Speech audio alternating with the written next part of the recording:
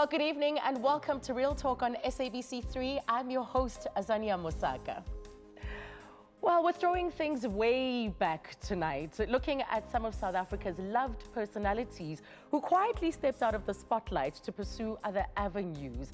And we just want to know, Bakai, where have they been? Remember, you can send through your voice notes or you can give us a call. Keep us engaged as well on social media, and that's where you can send your questions. But my first guest takes us back to the Simunye days, the days of continuity presenting.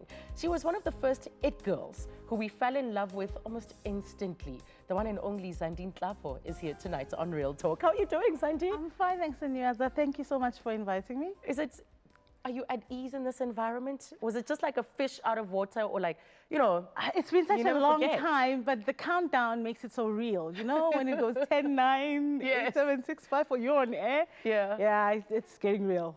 But I want to take you back to when you were growing up in Soweto, in Orlando. You were this kid who loved entertainment.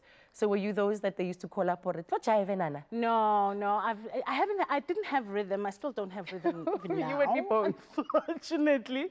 But I did join a dance group at some point in my life called the Whiz Kids. Yes. And I was one of those kids that were right at the back because you're always missing the step. But I really, really loved it, you know.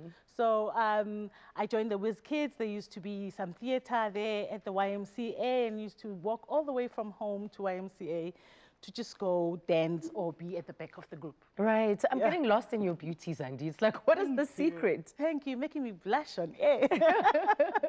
I don't have a secret, just a lot of water and laughter. Love of life? Yeah, love of life. Yeah.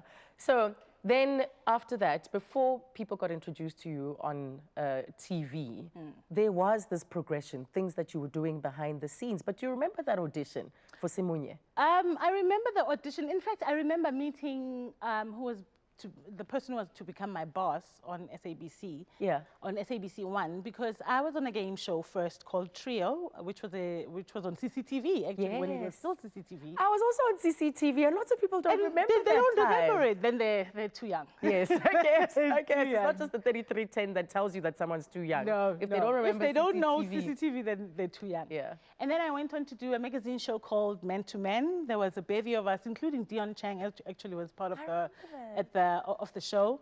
And then I went on to do Midday Breeze, a music show. And then while I was doing Midday Breeze, I had a friend of mine who used to work for Action Stations at the SABC, which was the advertising division.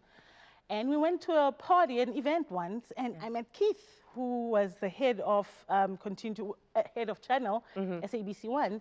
And Keith said and I had short hair. So I had this little SKL short hair. And Keith, that was your signature look for many years. Yes, now, of course, it's so much more popular. I see everybody with short hair, and it's so nice to see. Yeah. So I met Keith there, and then Keith said to this friend of mine, I like this girl, what's her name? Then we got introduced and said, come and audition for SABC 1. Everybody wanted to be on SABC 1. I mean, back then it was your Connie Masilo, your Connie Ferguson, it was your Roderick Jafta, it was your Robert Marawa, you know, so it was the much coveted, wanted position to be in on SABC 1. Everybody wanted to be on SABC 1. So I was like, me audition on SABC 1? Are you serious? So yeah, I went and auditioned. And that literally put you in people's homes. What was the most frustrating thing of being a continuity presenter? Was it the time in between whilst you waited to go on? What was it? Because TV is about hurry up and wait. That was not frustrating because we had the team, you know, the production team that was at the back, and the producers and the final controllers.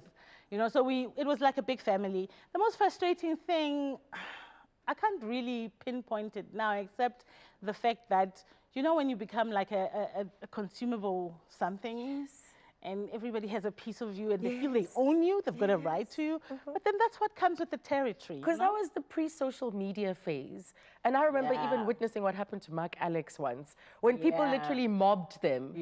That was your life. That was my life. And the best way to communicate with personalities at that point in time was either via mail, like your traditional mail. A letter. In the post with the stamp. Or an email. That's the best you could do. You would have to find the SABC 1 studio numbers if you really wanted to speak to me.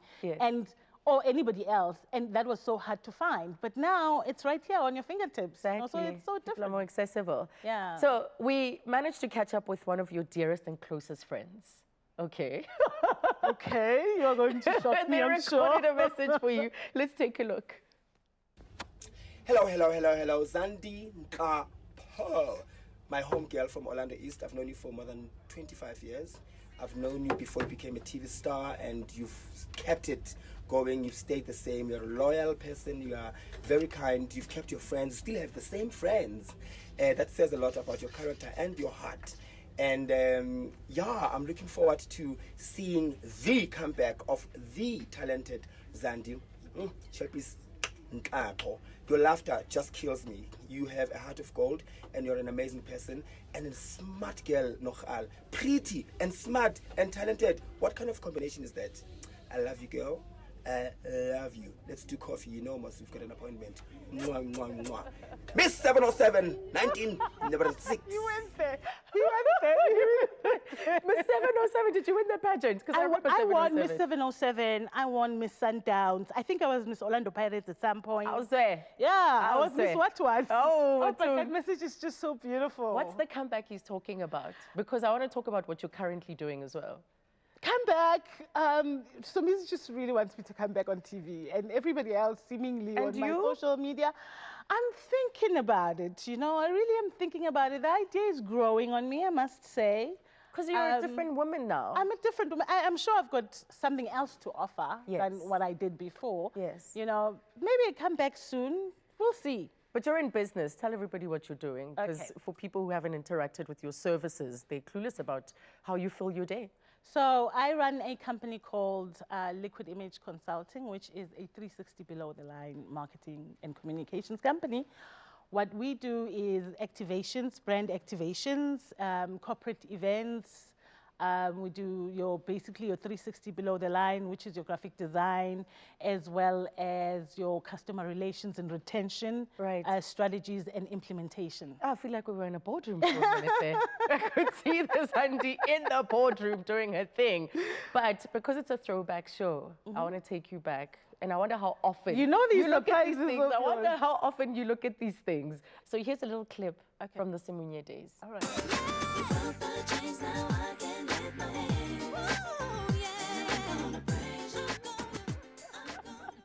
Because these are great ways of promoting the faces. We were a bunch of happy young people. Yeah. We At an I mean, exciting time in the country as well, at right? a very exciting time in the country. I mean, we had just gotten our freedom, our democracy, and the landscape was wide and open. And now we're saying to young kids out there, it is possible that you can see a black face on TV and they're having fun and they're doing what they are doing and loving what they're doing. confident. The confidence that you can actually go out there and get it. Yeah. You know.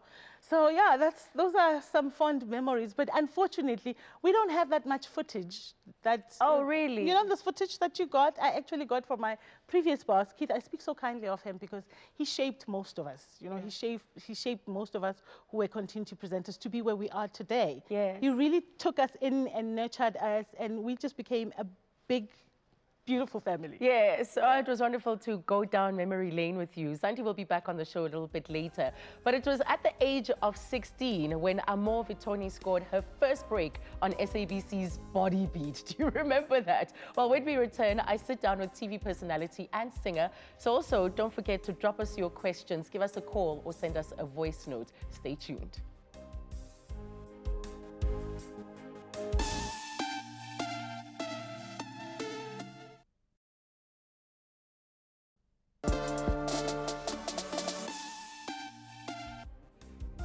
Welcome back to Real Talk here on SABC3, where the stage is yours. Well, her debut album, Wild Cherry Kisses, was the kickstart to a career opening up various doors beyond music, introducing Amor as a presenter on TV programs such as Lotto's Road to Riches with Nimrod and Nkosi. You remember that? Top Billing and Mainly for Men, only to mention a few, because her resume, her biography is filled with all sorts of projects. Well, all of these have made her a familiar face to many of us as South Africans, truly a woman of many layers. Amor, welcome to Real Real Talk. Thank you so much. Thank you for the invite. And it's so nice to chat to you. You look beautiful. Thank you, so do you. Before the break, I mentioned Body Beat. Oh my goodness. I remember the waking up to hair. go to school, and that was always that time check that you would Get have. the perfect beat boy, Beat beat boy, boy, beat beat boy. So you know what we would do? We would actually record 3 weeks in one day. So remember, it was big hair. So it was the permed hair, the leg warmers, and then And the headbands. bodysuits with the G-string at the... And that was terrible. And then those stockings that made you look like 10 kilograms heavier. So when I was late for school, then I would just say, oh, I had to go and do Body Beat. Meantime, it was recorded before. Right. So because we were always sitting in traffic, my mom was a school teacher, we 3 daughters. My father left early. You know, they always taught us the goodness of life and principles, and you have to work for what you want. And that was amazing. It was an amazing time. I think I did SA Tap and Modern Dance Championships. And For that's 7 where, consecutive years. I mean, yeah. it's incredible. Yeah, and we were not allowed at that time, of course, to participate overseas. So it stayed in South Africa. I enjoyed it. I loved it. And my mom, I remember at nights, I'll never forget this because this is the appreciation I have for my parents, is the fact that my mom would drive all 3 of us to every single event, come home at 11 o'clock at night, wake me up at 3, and I'd be studying history or geography, and which she'd be sitting right there with me. So they taught me good work ethic and to always do your best. And if you're not going to work at it, you're not going to get it. And that showed as well in the kind of rewards that you got. For instance, people might not realize, as much as you were doing that, this 3 a.m. wake up that you talk about, you ended up being a head girl. The head girl at your school. I was head girl at varsity. Well, yes, in my high school. And then you went on to study at UJ. I went to UJ and you and passed I got cum laude. my... Do you struggle with, and especially with what you do people box you and not think that you're an intelligent woman? I think people do to a certain point, and I think after a whole, you go through seasons in your life. So I think this is a very different season than what it was then. And when I was at varsity, I mean, I did everything. I wanted to be on the RAC committee, and I wanted to organize things and, be part of everything. And I've always believed that the more you do, the more you can do.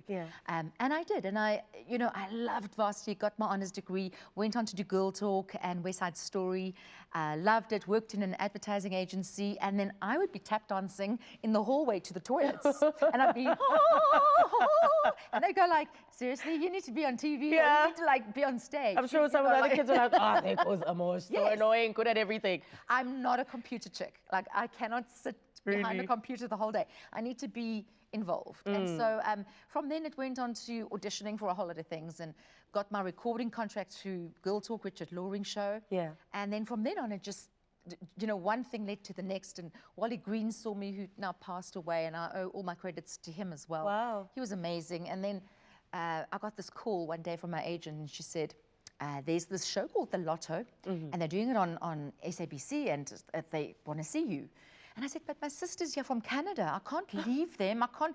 And the queue was long. It was like 3,000 people. Wow. So I stood in that queue, and I eventually got to audition. And I wasn't nervous at all. I was like, do whatever. Just doing, and they went, oh, can you do this? Can you do this? And I was really relaxed, never thinking they'd call me back. And we probably had about 10 callbacks until eventually they paired me up with 10 callbacks. And then me and Nimrod and Corsi just clicked. And I remember when we went live. The chemistry was evident. It was amazing. And the one time his zip was down. And it was like 5, 4, close your zip. And as I did this, my mic fell down the side. And I was like, oh, okay. People are going to think. There's so much that happens behind the scenes that people don't realize. I know. And meanwhile, you have to keep your composure. The show must go on. The show must go on. But you're a consummate professional, whether it is the theatre stage or the TV stage, or you are performing your music, consummate professional. And I think that's why you've had the kind of longevity that you've had. So this is your latest project. That's my latest Ek project. bly net 'n ma. Ek bly net, ek het hom vir jou geskryf, né? Oh, Jy moet Afrikaans mooi oefen. Ek is nie te sleg. Jy's baie goed. But there are English songs on it too. Ek bly net 'n ma, the album is all about just the seasons that I've gone through. And I think, I had already recorded 3 albums before I did The Lotto, and during The Lotto I was recording an album. Then I got married at 30, we had our kids, and 3 weeks after every child, I was back on stage. Wow. So, the criticism would be, ooh, kyk, Sy het lekker vet geword, you know, and I'm just, okay. No, But, it's yeah, so merciless. it's, you know, the pressure always, but I've developed, I think, a thicker skin during the years, because with social media and what people say about you, you always tend to, you want likes, Yeah. but you long for love.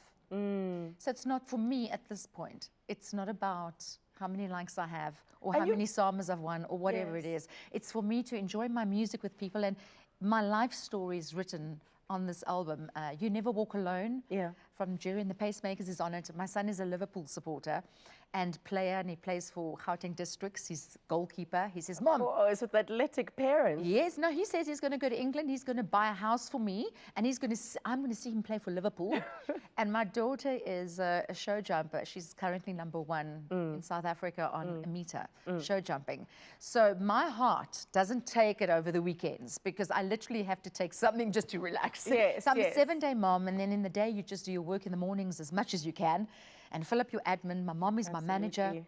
And you had a lot to learn from her, the way she ran the household with you guys. Well, but absolutely. over the years as well, you've had your fair share of trials. Yes. And a lot of them have happened in the full spectre, in the full public spectre. Yes. So, And you become the victim. and you talk about having that thick skin.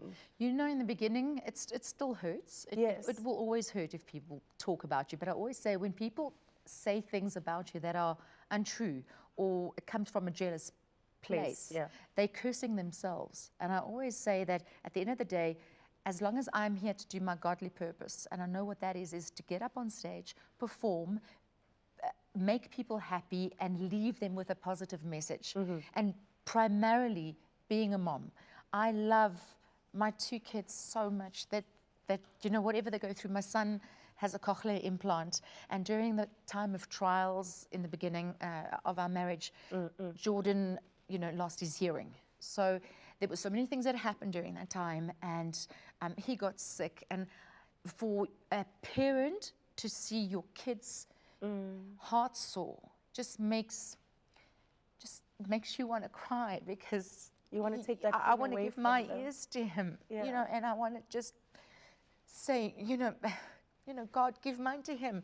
But everything happens for a reason in life. I really do. And I think he wouldn't be a great goalkeeper if he had his hearing, maybe, because his eyes are so focused. And his other senses are sharpened. And his senses are sharpened. But, you know, when he comes to me and he just, you know, when I wake up in the morning and I'm tired and I go to him and I wake him up, he'll first say, Mom, I need my device to put on. And I feel guilty because I'm complaining because I'm tired. Yes. And this child has to put on a device before Gives he you can hear. perspective, doesn't and it? I think we just have to appreciate the things in life instead of wanting more. And a lot of things have been twisted. Videos came out that were completely audio, you know, videos came out where my kids listened to it. Yes. And my little girl, who's so sharp, Kylie, said to me, she said, Mom, you know that beginning piece? That sounds like you. You would say, why are you going through my stuff? You know, and you know, people fight in marriages. You fight in relationships. It's a private situation. It's a private situation.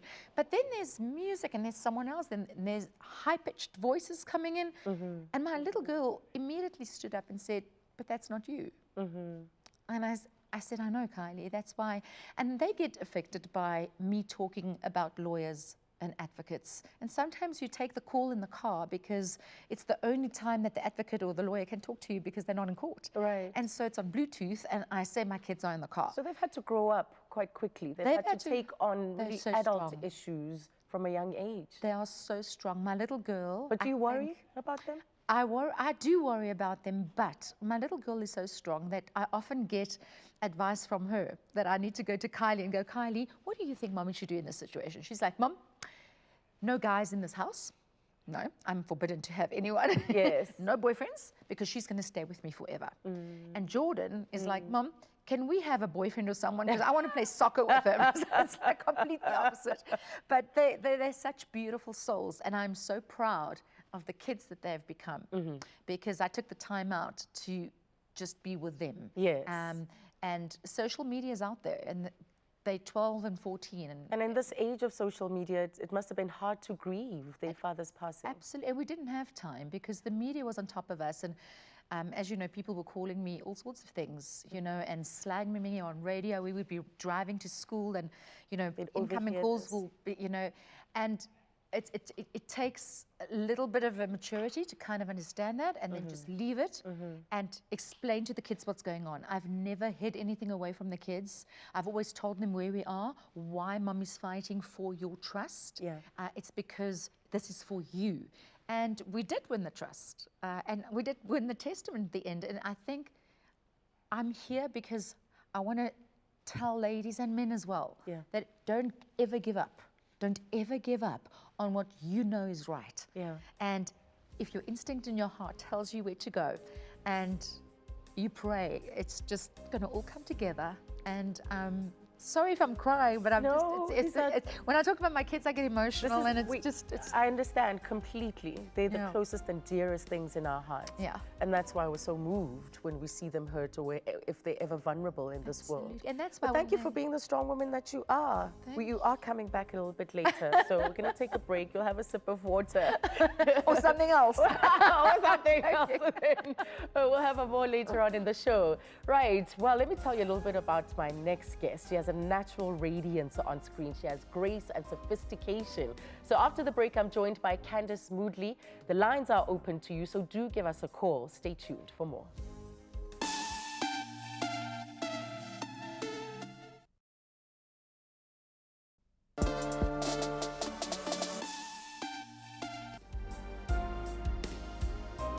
When the name Candice Moogly is mentioned, most of us are immediately taken back to the 90s. Her career quickly saw her on various platforms on SABC's The Science Club, Soul City, Josie H. I loved Josie H. As well as Eastern Mosaic. Candice, welcome to Real Talk. Thank you so much. It's so wonderful to be here.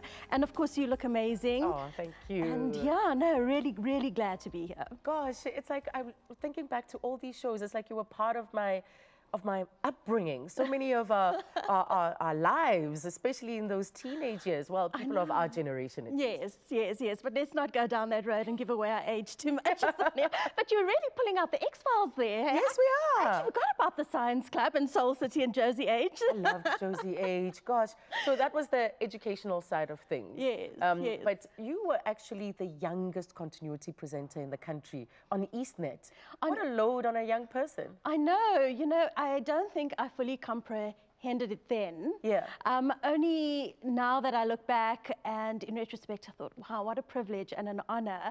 And also, I was kind of holding the flag and for the generations that were to come, and I was totally unaware of it at that stage. You know? But yeah, my first foray into television was when I was 13. Very accidental. On TV. It was really, really strange and bizarre how it all kind of unfolded. I was an introvert as a kid, believe it or not. I would hide behind my granny's coats, and I was told I was actually quite a miserable child. Which is, I can't believe it, but I'm told that. And he was a friend with my aunt, and he came for lunch one day, to a family lunch, and myself and my cousins, we thought, oh wow, Manapadiachi, let's do this sort of fake fun audition for him. It was just in jest, and so we crafted our links and we said it to him and whatever. And then, like a couple of weeks down the line, he phoned my aunt and he says, I want Candice on the show. And they literally had to drag me, screaming and crying, to those studios. I did not want to do it. I didn't see myself doing this at all, but they dragged me.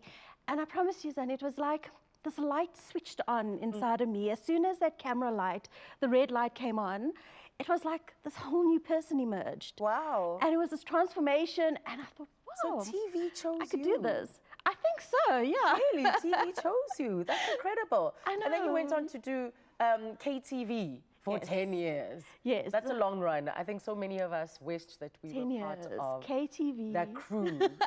We wished we were among. We were cool. If there was a cool gang out there, it was the KTV gang. Yeah.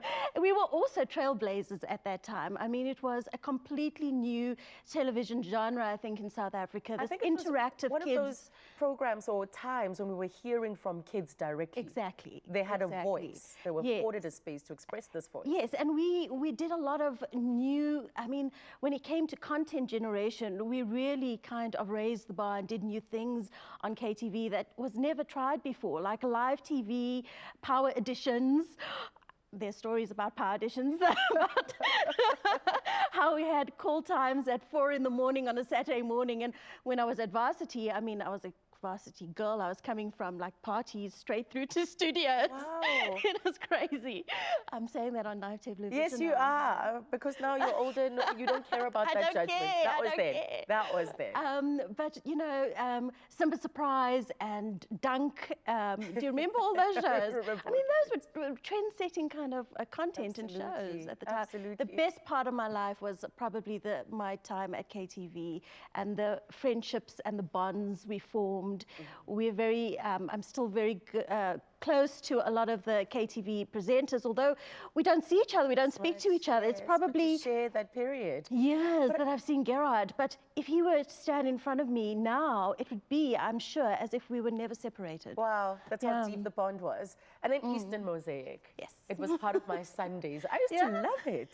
You know, and then here we were, different cultures in South Africa, and this was an opportunity, of course, to Yes. explore other cultures. And of course, Absolutely. there were themes, there were things that we could get out of it too. Yes. That was a special show. It was. It really was a special show. I had the most amazing co-presenter, Imran. He is probably one of the most phenomenal human beings I think I've ever had the privilege of having in my life, simply because he's so giving of spirit and he's so generous. He's highly intelligent. Yes.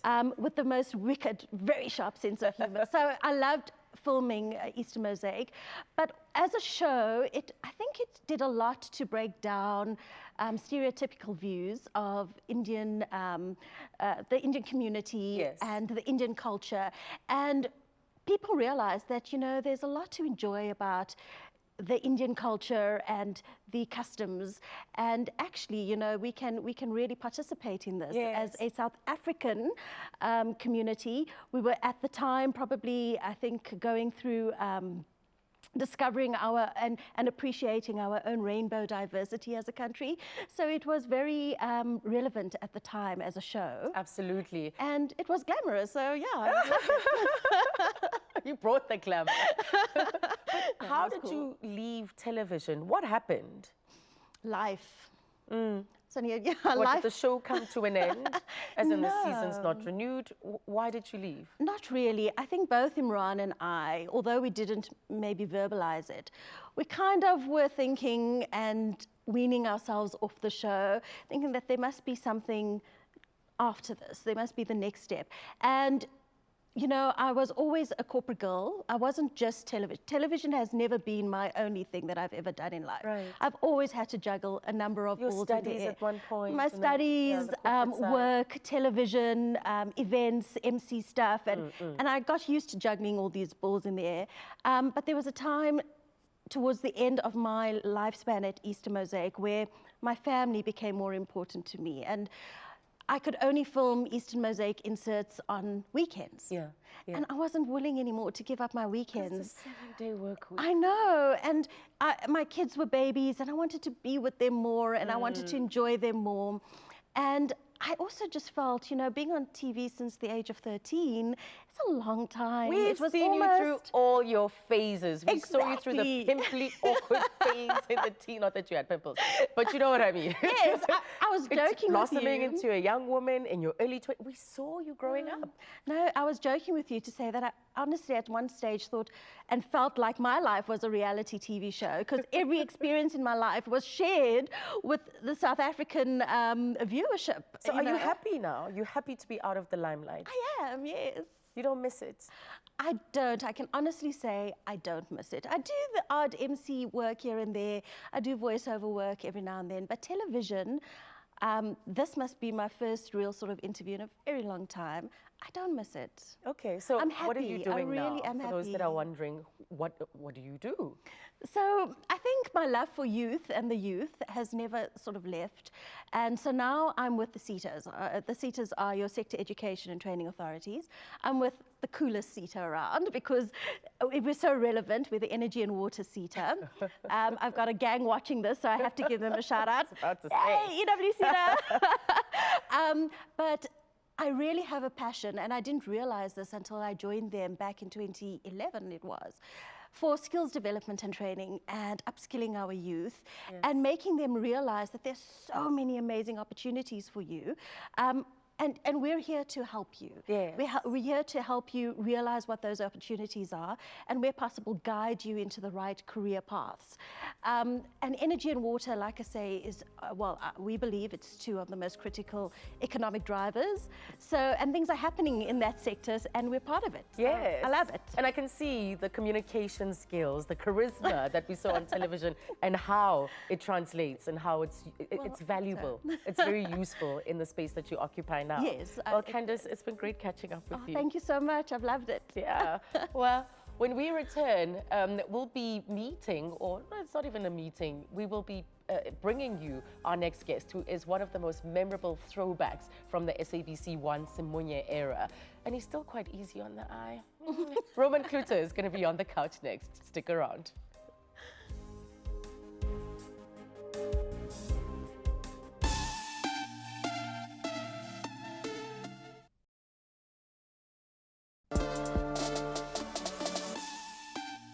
Love's that thing that makes the world go round, even though they try and tell you that it's money. Don't you ever believe them. Now, people have been singing about the mushy stuff since we first figured out how much fun it was to get all silly about someone else.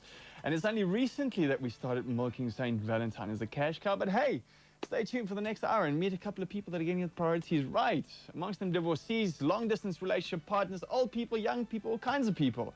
They all have one thing in common, that love thing. Let's go check it out. Well, there's nothing quite like watching yourself. He is blushing right now. Rowan Krita was introduced to our small screens back then as one of SABC 1's Yamambela and Simunye continuity presenters. Well, shortly after that, we saw him hosting popular singing competition Pop Stars, Miss SA Teen 2000, and later scoring acting credits on shows like Isidingo, Igoli, and Getroud met Rugby. And he joins me today. Hello, Rowan. Hey, Azania. But there you were blushing. Was that hard? Yeah, I was so. Were we ever that young? Look at that. You were. But it's like you haven't even aged a day past that day. Yeah, that thank you. I get that. It's my grand. She's got the young genes, and somehow it's ended up. And people always bump into me like, won't you ever age? I'm like, I'm sure I will. Let me start right now.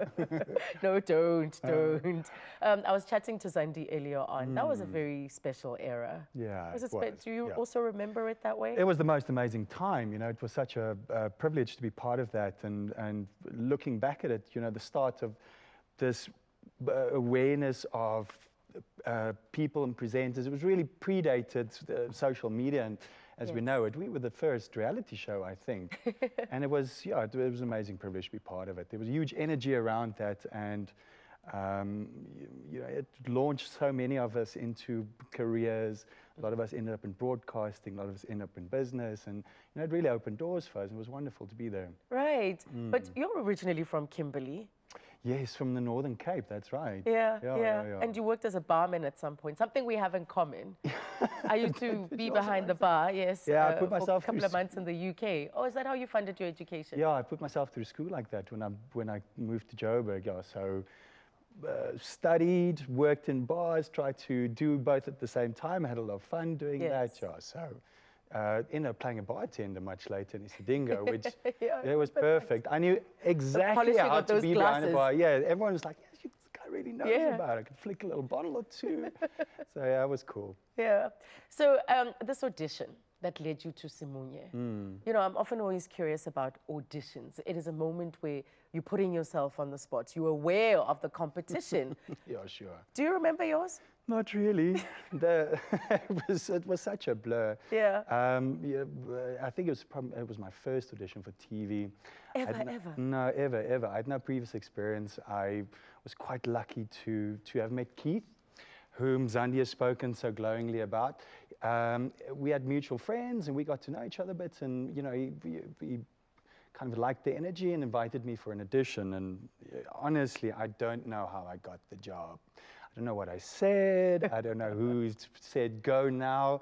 It was such a surreal moment. And yeah, there I was. A few months later, I was on TV, and life changed like that. It was amazing. How did it change? Well, it shifted my focus immediately because I'd been studying to become a network engineer, a computer network engineer at the time. Although I always had a penchant for, ending up center stage. So that wasn't the dream that was really being pursued at that time. And this thing kind of just grabbed me and said, okay, hang on, that stuff will come if you wanted to. But we've always intended this for you. So off you go. And launched a completely different career. But life changes because then you're recognizable. You're in people's homes all the time. Yeah. Like Zanti was saying, you feel like people just want a piece of you. Yeah. And sometimes you do want to kind of say, no, this part of it is for me. Yeah. You can't have it. Did you ever feel that way? Some of it was invasive, absolutely. There's this thing that happens to people, and it's actually a biological thing that happens to us, where if you spend a certain amount of time in somebody's immediate space, and you're being on TV regularly, like if you're a continuity presenter, or if you're in a soapy, or any of those kind of things, then people imprint on you. So you have a little tribe, even if you live in a city, it's about 50 people big, and everyone that you see regularly gets imprinted as familiar. Right. And if you spend time on the radio or in a soap, you get imprinted. So people literally, biologically, when they see you in the street, they like, I know this guy, I love him to bits, I'm gonna walk straight up to him and interrupt him or whatever he's doing and tell him, I love you, man. And or sometimes, his wife and kid, trying to have a peaceful life. Yeah, exactly. So you can't blame people for doing that, and Yes. it's part of the job. Well, you're married now, and you're expecting a baby. You have a little one. Indeed, what, second one. Hey, can I just please, hey, Ren, hello, my boy. Papa loves you. Oh, this is blowing his mind right now. This is crazy because you know this industry. You're a TV professional, and you're pulling one of the most one of the most undesirable things to do on TV. I'm sorry. This is the moment for him, and it's all about your kids. Things shift. Probably know, like when you have kids, you always ask what's good for them, and that was good for him. Yes. He enjoyed it. Good. So baby on the way in September. Baby on the way in Good luck with September. that. Thank you so much. Yeah, back in the nappies. We just got comfortable. Oh my gosh, we're almost through the terrible twos, and now we're back in the nappies. Yeah, Awesome. yeah. So you've acted, you've presented.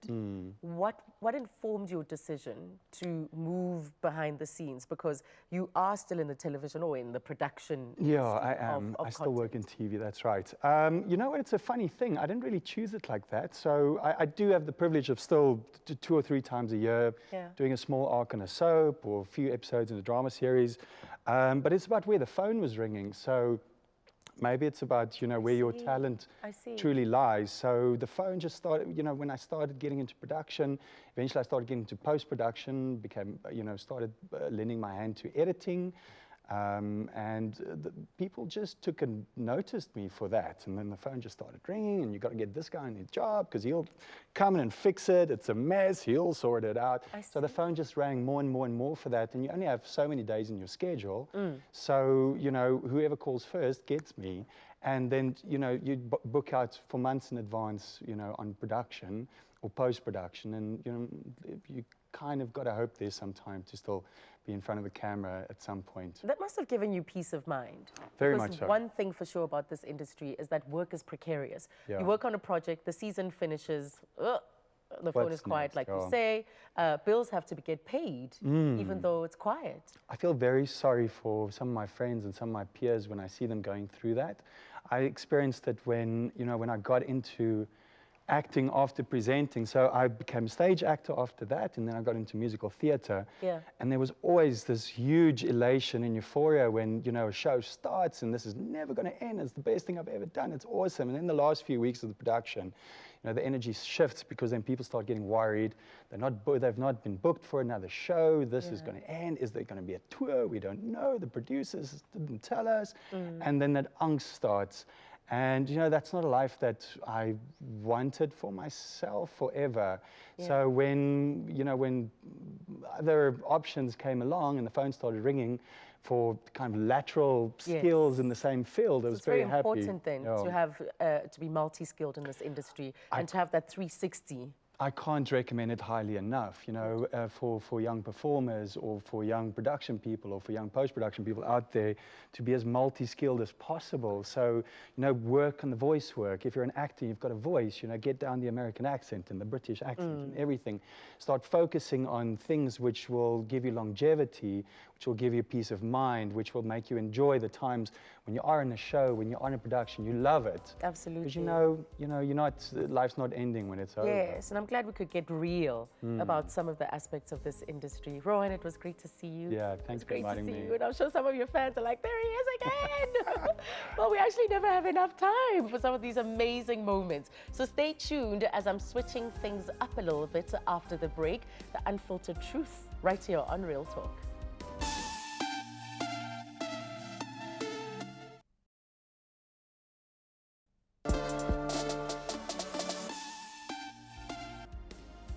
Welcome back to Real Talk. Well, I've invited the ladies back on the couch so we can get some girl talk going as we switch things up. Welcome back, ladies. Thank you. So in the context of the industry, I'm going to throw out a few words and you're going to tell me what you think, right? The first thing, and Candice, I'm going to start with you. Fame. Fame is fleeting. I think if I were to look at the industry, it's wonderful when you have it. Yeah. Don't let it define you. Don't let it affect the person that you truly are inside, because you might have fame today, but tomorrow it's very easy to lose it. Yeah. And if that's all that you are, then you have some trouble on your hands. Right. And Zandi? Well, for me, it would be fame is not everything, you know. Ultimately, you gotta get something more than fame. At the end of the day, fame shouldn't define the person that you are. Yes. Because you can easily lose yourself In in it. fame. So true. Amor? Well, you know, the good things about fame is sometimes you get to sit in the front row of Il Divo concerts and stuff like that. So you get free tickets and you get free food and you get good champagne, which is great. Yeah. And free gifts. Lots of free gifts. gifts. Lots of gifts. But I love people, and I would describe myself as a humble person. I think a lot of people think or perceive, a lot of us that have presented or still presenting, you know, you're bigger than anyone else. And I think until you get to know the person, we're all just the same. We just do what we love. Exactly. So here's the second one. Tabloids. Amor, Oh, yes. you picked that one. Well, you know, tabloids can maak jou of breek jou. Well, tabloids, you know, to a certain point, in the music industry, you need it because you need to market your album, you need to market your shows and your tours and all that kind of stuff. Yes. But a lot of the times, tabloids seem to destroy certain words that you've written on Facebook and make as though I have phoned the tabloid or the newspaper, and then it's like, look how I'm always seeking attention. And then I've done nothing, and then it's taken without context, or not within context. And I'd look at it and I go, but I never said that. Yeah, but I want a final answer. Love them or hate them? Yes or no? The Love them, what? hate them? Tabloids. At the moment? Yeah. Ugh. Yeah. Zandi, love them or hate them? I don't care. I think they're there to serve a purpose, but don't believe everything that's in the tablet. Don't believe everything that you read. All right, here's another one. Sex. Yeah. What about it? Yeah, what about it? Oh, come on, in the context of this okay. industry. Well, when do we do that? Because I'm a single mother, haven't got a boyfriend, just to put it out there. Still looking. But I just haven't had time, and my kids keep me busy, and I never seem to go out. Where do we go out? Girls at 46, like, where do you go out? Candice, does this reflect you as well? Look, I'm a happily Oh, married woman, okay? I have no issues. So, sex, enough. That's it. And we'll stop there. And Sandy? It seems like the easiest thing that you can get, but ultimately it isn't, because to many people you seem intimidating, so you're never approached. You know, that's so true. Yeah. So sex, when you're famous. It's not on tap the way people would think it is. No, people not think on that tap. you are really approachable. Maybe you have 5 boyfriends or a multitude of boyfriends. And to meanwhile, back at the ranch, Zero. nobody's approaching you. Don't know. Like, how am I going to start a conversation with that one? You know, that is so real know? when they're intimidated, because they shouldn't be. But because there's a certain persona, or you were married to someone really famous or whatever, you know, guys tend to be put off by powerful women to a certain point, I think, or women that are in control, or even just women that are spontaneous and wear their heart on their sleeve and So it can be pretty hard sometimes. It can, it can. Well, I want to thank all of you. It was great to see you again. you. And Thank you so for much the for the imprint invitation. that you've left on our industry and the paths and the doors that you've kicked open for all those that Which followed. we were not aware of. No, we weren't. We weren't. And I'm part of this generation too. So I feel like, yes, I got to speak to my peers. Yeah, Well, thank you so much to all of my guests. Oh, it's an episode that we definitely need to have a part 2 of, without a doubt. So thank you so much to all of them, and for you, of course, for watching this throwback evening. We're doing this again tomorrow evening, and we'll be talking about gender reassignment, and it promises to be one to tune into. Just trust me on this. From me, Azania, and the rest of the Real Talk team, it's good night.